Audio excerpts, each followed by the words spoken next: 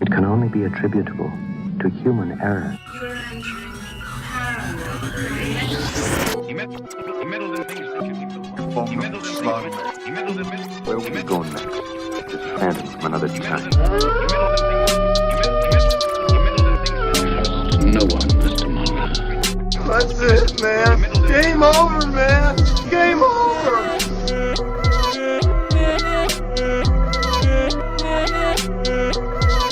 That is one big pile of shit. Hi, I'm Alex that Kaiju, I'm Eli Watson. And I'm Stephen Myers. and you're listening to Cryptid. Campfire. Hey! Hello, everyone, and welcome to Cryptid Campfire. If you're a returning listener, we want to thank you for coming on back to the campfire.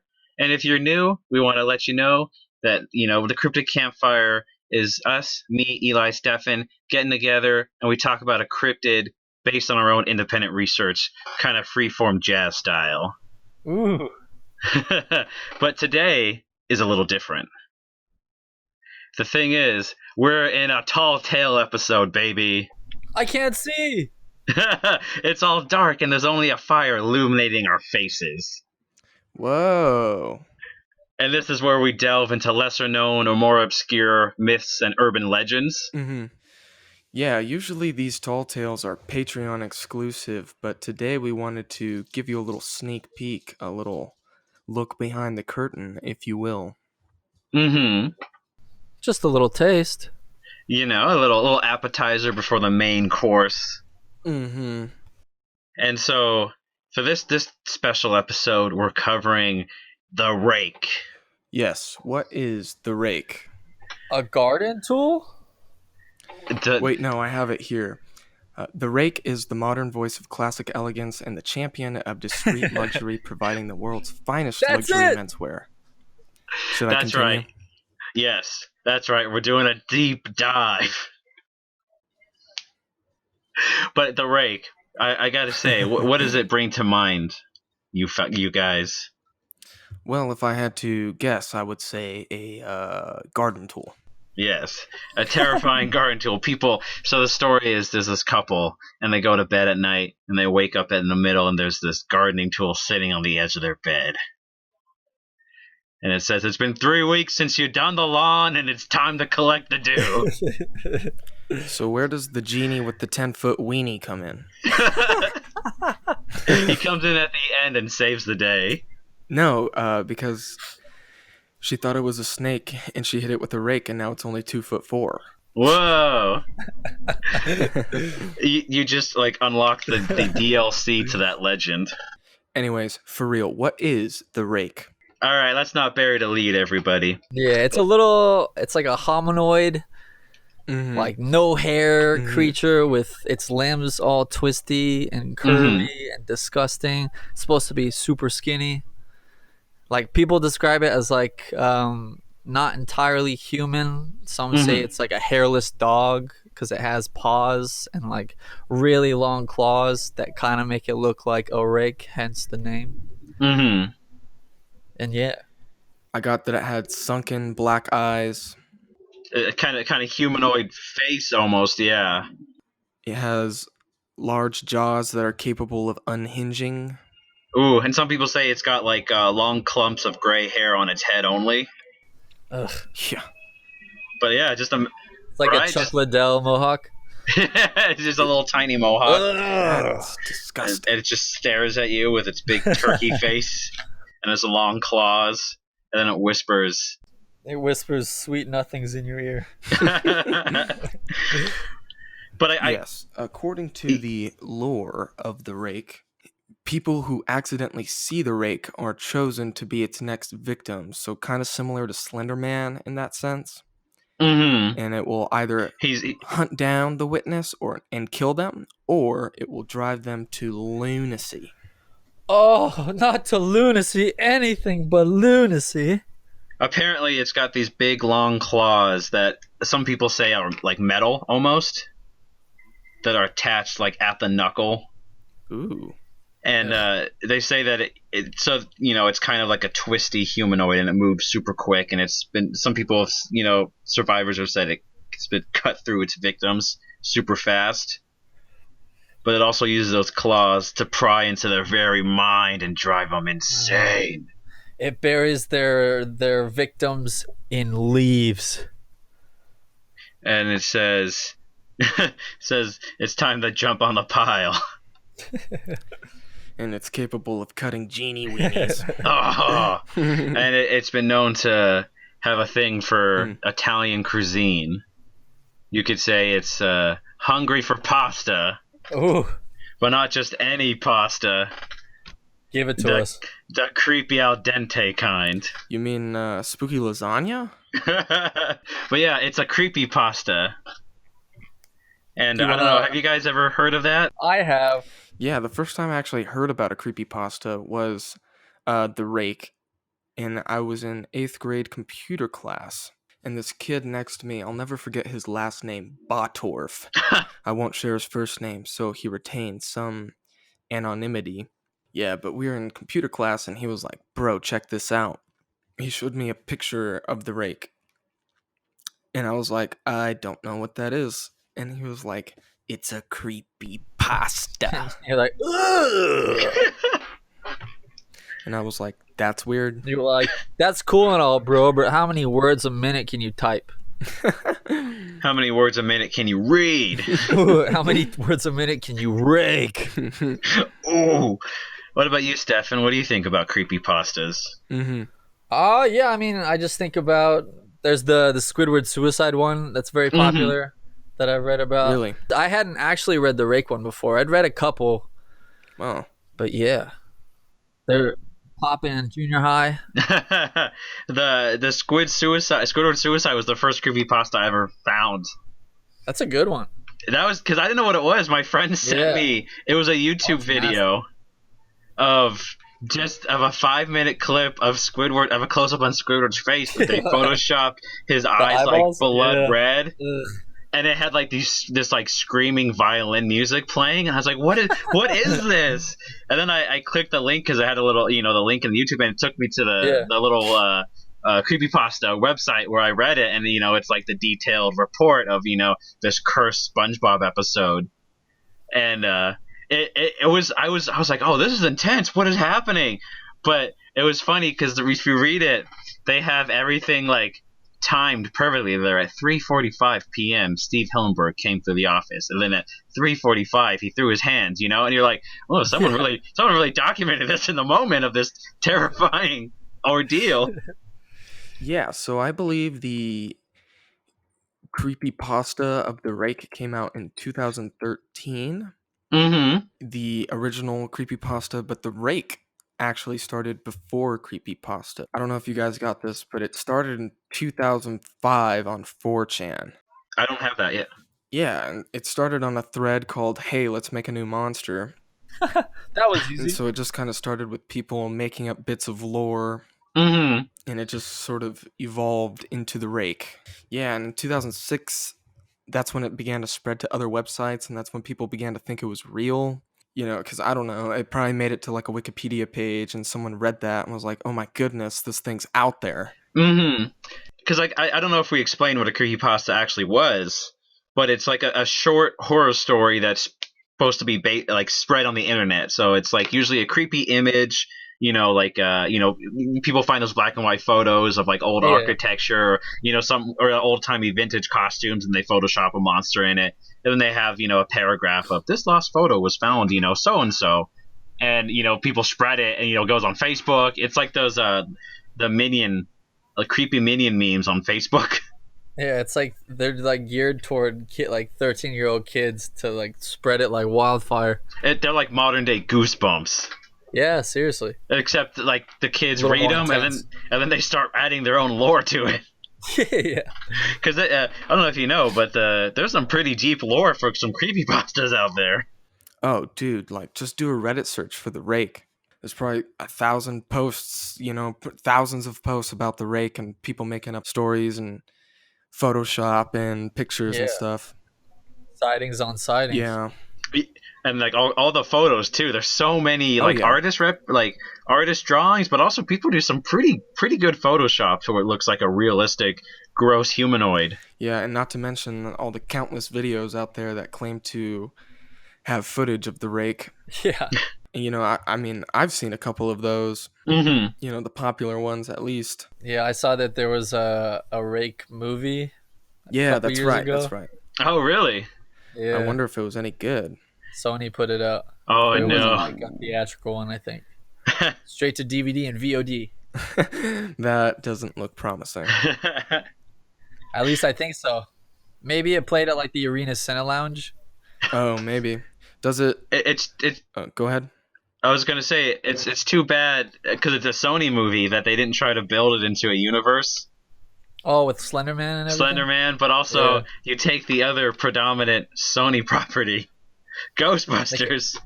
Oh, I thought you were gonna say Spider-Man and Slenderman. Yeah, that too. Gross. The Slenderman verse. The Slenderverse, you mean? Into the Slenderverse. There's Slenderman, there's Fat Man, there's Oval Man, Oblong Man. Oblong. Does anyone have anything about the original creepypasta for the rake? So I looked into it, and so from what I could find, the original creepypasta for the rake is a series of various collections of first-hand reports. Yeah. Like it's presented as, you know, during the summer of 2003, there was reports of this humanoid creature moving across the United States, and then someone kind of looked into it, and they say they have reports going all the way back to the 12th century of people reporting this strange creature. Yeah. Yeah. And they're pretty wild. They're a little trigger warning ahead. There's creepypastas deal with some edgy subjects, so be aware. But there's like a suicide note where someone talks about, you know, it's kind of like Lovecraftian. They're like, I've seen this horrible creature. My mind is in despair, but it's what it said to me that's making me write this letter. My dearest love, I'm so sorry, but it said your name. Yeah, I have it right here. So it says it's a suicide note from 1964, and it says, "As I prepare to take my life, I feel it necessary to assuage any guilt or pain I have introduced through this act. It is not the fault of anyone other than him, for once I awoke and felt his presence, and once I awoke and saw his form. Once again I awoke and heard his voice and looked into his eyes. I cannot sleep without fear of what I might next awake to experience. I cannot ever awake. Goodbye." Found in the same wooden box were 2 empty envelopes addressed to William and Rose, and 1 loose personal letter with no envelope that says, "Dearest Linny, I have prayed for you. He spoke your name." Ooh. Yikes. And then the other ones, there's this one. It's a journal entry that's been translated from Spanish that dates 1880. Did you want me to read that one? Yeah, read it away, Stefan. I thought you were gonna say read it the way Stefan reads it, and I was like, what? That's what it. Anyway. Whoa. Okay. You're getting yourself into trouble, sir. Okay. It says, I have experienced the greatest terror. I have experienced the greatest terror.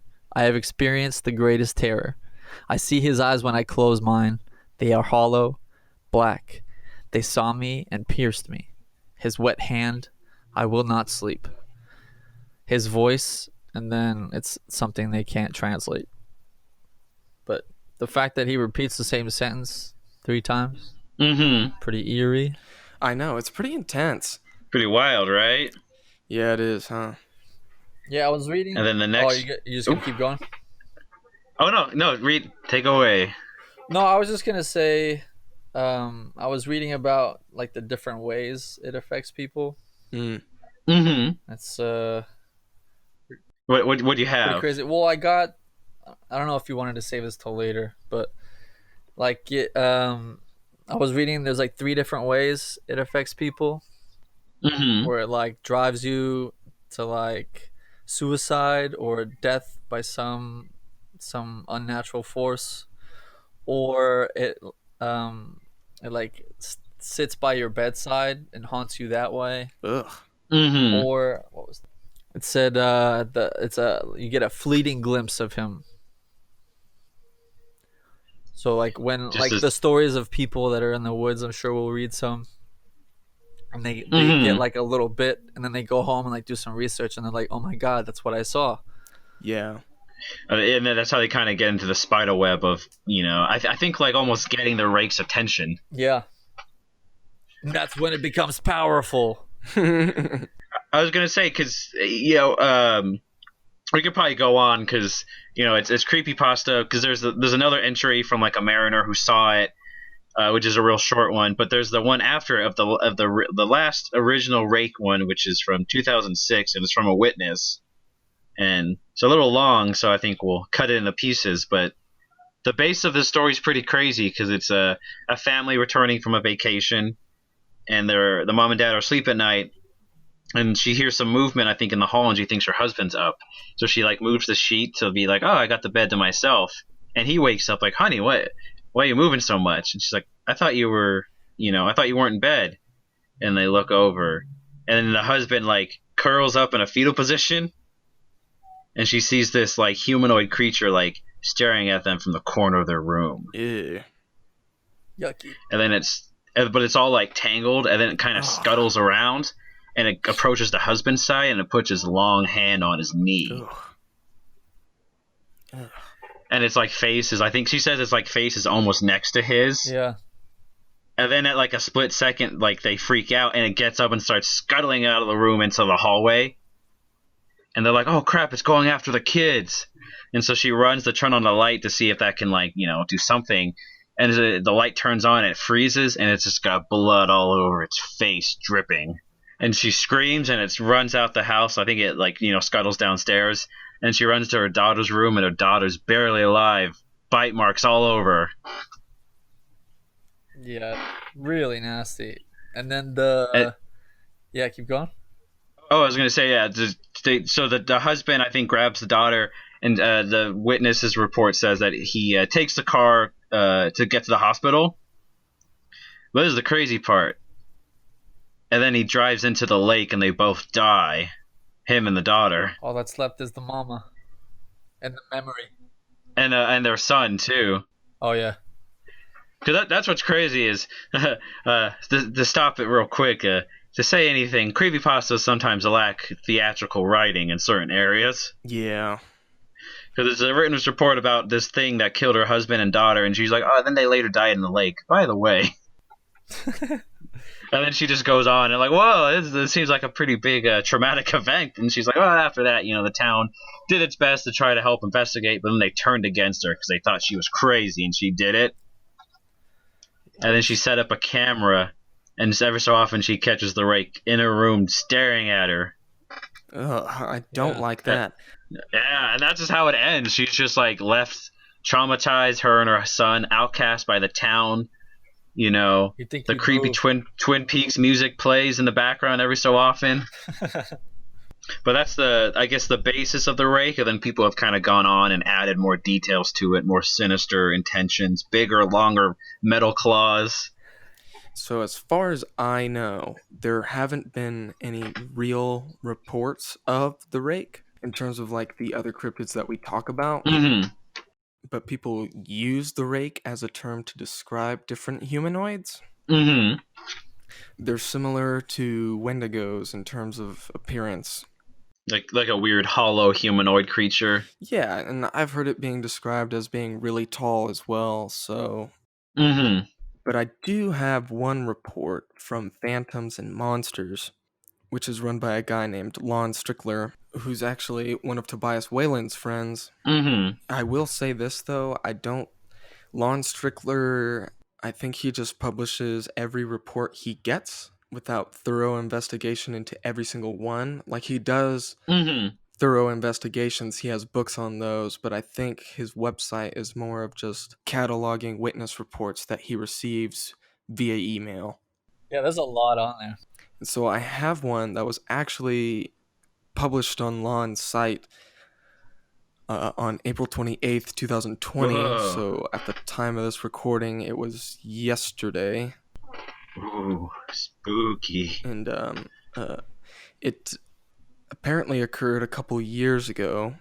It's a little long, but if you'll just bear with me, I'll just read the whole thing. Oh yeah, let's get into it. All right, so the witness says, I'm not sure of what I saw. Names and the details leading up to this encounter aren't very important, so I'll just set the scene. 2 14-year-old girls on an isolated eastern Kentucky mountaintop a few hours after I flipped the ATV, injuring my friend's leg. I had tried to act quickly, but I was too weak to get the ATV upright by myself. Once the both of us lifted it, we promptly flooded the engine. I helped my friend up, put it in neutral, and decided to push the ATV down the mountaintop with my friend, occasionally tapping the brake. Suddenly, she halts her progress and asks me to jump on the back. In front of us was a monster of a snake. It was the fattest, angriest hog snake I have ever seen, right across our path, blocking us. By this time, it was almost dusk. Because the snake was easily the size of my arm, we decided to just stare it down, waiting on it to crawl on. Finally, I could push again, though I wasn't thrilled about walking next to this monster. I didn't have a long way to go, and we'd be able to coast on down, or maybe my parents would come searching for us. There was still plenty of light, but the sky was pink from sunset. Simultaneously, our heads snapped to look behind us. I'm not entirely sure why we even looked. There wasn't a sound, no twig snap. It had to be something instinctual, because we both looked back at the tree-lined path we'd slowly come through. Every hair that I own raised. My blood ran cold in an instant. I spared one quick glance at my friend, mostly because I hadn't seen it yet.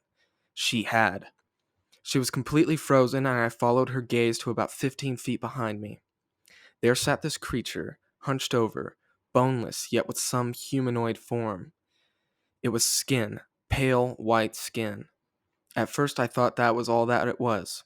Then, barely a second after that panicked observation, I noticed its face, its eyes. They were so deeply set that I, at first terrified glance, thought that they were only empty black pits. The setting sun struck them just enough that I could see the refraction. Its nose was flat. The hunched, naked, pale creature was studying me just the same. Its lips were pale, pink, and trembling.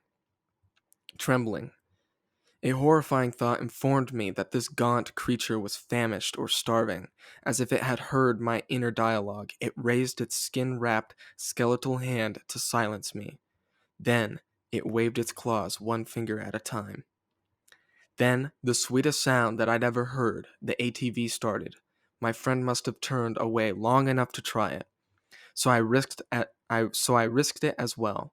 I leaped onto the back of the ATV, sobbing, and wrapped my arms around my buddy so tightly. When I glanced back, it was gone. I'll stop reading there. She gets back to her parents by the time it gets dark. And they went to the hospital to tend her friend's leg. Mm-hmm. Oh, whoa. Apparently, it wasn't her friend who had started the ATV. Whoa. Apparently, her friend didn't even know how to start the ATV. The rake is taunting them. Yeah. It's crazy because it's like, maybe the rake was like, hey, listen, I just want to, ride the ATV. I want to catch some good, bumps and hills out there, Let me get some off-road action. Come on, it's been a few years. She says she hasn't been back to the mountain in years. She says that they're still friends and that they've talked about it a couple times since. That's pretty scary, though. So there's a note from Lon Strickler. It's very short. It says, Rake, white crawler, wendigo, or whatever you want to call it, these bizarre, pale white humanoids are making themselves known throughout North America. Make of that what you will. I mean, it's pretty. It's weird because it's you can talk about the creepypasta, it's the rake. It's a a humanoid creature with long claws. That's kind of scary. Every time sometimes you look back in history and people are talking about weird humanoid creatures with long claws. So, people used to talk about all kinds of crazy stuff. Right? Back in the day, they were like, "Oh, there's all kinds of monsters roaming around here. The sea's full of them." It's cool for sure. I mean, I would like to do a rake part 2. Mm-hmm. Somewhere down the line. Share some more stories, maybe some Reddit Ooh, stories. go into the lore of it. Do a real deep dive into these rake creatures. Go off-roading for the rake. Yeah, my cousin in Missouri and my uncle, they have a bunch of acreage behind their trailer. I feel like we should go get the quads out, break the quads out, go deep. Go deep in there. That's man. crazy. Yeah. The Myers clan out there. I didn't know you had a cousin in Missouri. All my dad's side is over in Missouri. Oh, wild. Yeah, he's the only one over here. I guess my dad's the only one from his side that's over here. Yeah. The rest of them are out in Kentucky, so I wonder if any of them have seen rakes. Maybe. That seems to be where they like to pop up. Heavily wooded areas. We're gonna put together the biggest family reunion you've ever seen. We're gonna go rake hunting. We're making t-shirts. I guess I just want to say, though, is that the rake is pretty definitively not real. Mm-hmm. It's not really a cryptid. It's debunked for sure, yeah. Not even that it was debunked. It's just completely fabricated. It's debunked, dude. I was gonna say it was a fun thread, you guys want to make a monster? Yeah, just don't go to like a subreddit for cryptozoology and say, has anyone seen the rake, because you're probably gonna get laughed at. So don't put the picture of that everyone uses of the rake. You've got to say when to go if you're gonna do it. Or just be like, is this a White Walker? And be like, this is a Game of Thrones fan subreddit, right? They just boot you up. It's Lord of the Rings only here. But yeah, there's sightings on sightings on sightings, like quote unquote. yeah, Online. And they're all relatively like the same. Like they just like see something in the woods and they're like, oh my god, that's horrifying. Then they manage to escape. And then they like go online to tell their story and they're all like the same. So they get like a little bit of power or whatever because they're like, this person saw it too. it's all just lore building. I know. Mm-hmm. It's just it's like everything nowadays. It's something that can be compressed into a cute little shareable file on Facebook or Instagram or Twitter. And it's just like sighting of it's like the headline to sighting mysterious creature, and it's like crowd footage of like CCTV scan of something, and they're like, click now to learn the secrets of this horrifying monster. I guess I kind of have to So I don't have an option. It's like, oh boy, and I want a free iPad too. Gee willikers, what a day. Gee willikers. But yeah, I think that's the rake is basically a creepypasta, but the creepypastas are pretty fun. I think we might dive into them a little bit more down the line with some more tall tales. Yeah, I'm definitely looking at Slender Man and Siren Head. Oh yeah, Long Horse, if you will. Yeah, there's lots of cool stuff. Yeah, we're just trying to branch out from just solely cryptids to more horrific elements as a whole. Mm-hmm. Yeah, I think it's kind of fun, There's a lot of crossover, a lot of interest, in cryptids and horror and creepypastas, and, we like all of those, so join us as we talk about some more of them. Yeah, right on. And is that our final thoughts at the moment of the rake? Yeah. Yeah, I think so. Like I said, they're all pretty much... It starts to get a little redundant after a while, so I feel like we read some good ones. Mm-hmm. So I think we've kind of reached the end of the rake. But I think before we get out of this tall tale, I think we should tell the people who we are, and tell the people of the handsome fellows, talking right now where we can find us. Uh-huh. Well, we are the youth of the nation, and you can... I'm just kidding. We're rock and roll in the street, man. Well, I am. I'll say I'm Alex Daikaiju, and if you like to find out more about me, you can find me at Instagram and Twitter at Alex Daikaiju. That's Alex DAIKAIJU. If you like cryptids and monsters, I draw a lot of them, so check out my art. I think you will be amazed. To put it humbly. I agree. If I wanted to learn more about our very own once and future king, Stephen Myers, Where could I do that? Is this where you put like the gladiator chanting in the background? You have the gladiator chanting. The camera zooms out of the the giant arena. People are screaming. There's roses everywhere. Joaquin Phoenix in a strange combination of the dressed as a Caesar and Joker for some reason. Is sticking his thumbs out in the air. He's talking about how good almond milk is. And and Stefan is screaming, standing there in the center, screaming, "Are you not entertained?" And they're like, "Sing some more for us, Russell Crowe. We want more singing." Don wants more to But if I wanted to find you, good sir, where could I do that? You can find me on Instagram at Myers Stefan. That's MYERSSTEFFEN. And that's it. Ooh. And, thank you very much. And everyone go check him out and flood him with every DM you could ever think of. And, the next man, he needs no introduction, but he deserves many thanks. It is our very own Eli Watson. Oh, hello. And I want to know where I could find you. He's yawning. Yeah, you can find me at the Eli Watson on Instagram, and that's where you can find some of my photography. Ooh, that's right. Yeah, I'm trying my hardest out there in the world, guys. So if you guys like cool pictures, go to my Instagram, follow, hit the like button. Yes, please do. And once again, before we close out, we are Cryptid Campfire. And we are on all the social medias you could think of. We got a Facebook. We got a Twitter. We got an Instagram. We got a YouTube. We got a Tumblr out there for good measure. And they are all run expertly by our very own Eli Watson.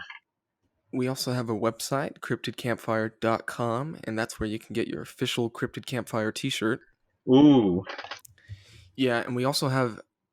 I know we mentioned it in the beginning of the episode, but we also have a Patreon where the Tall Tales will be coming out in the future from now on. So if you're looking for that Slender Man content, be sure to look on our Patreon. I just want to say, if you enjoyed this episode, please let us know on any of our social media accounts. We love to get some feedback. And as Eli said, we do have the Patreon. And if you like what we did in this episode, you want to hear more, for $5 a month, you get early access to not only some Tall Tale episodes where they're a little more loose and kind of have some fun, but the big, meaty, regular episodes you get early access to. And, I don't want to brag, but did I mention we have an alien named Toby? What? That's right, we got our very own alien. We got him at Area 51. You can see pictures of him on our Patreon, hanging out, doing all kinds of wacky stuff. No, he's rolling in the dough right now. Yeah, he's got that that card from the unemployment, and he's spending it. He's buying all the Loch Ness replicas he could get. But I think that's a little bit of everything. Who we are, what we do, and we want to thank you for listening. And I think we'll see you next week with something weirder. Goodbye.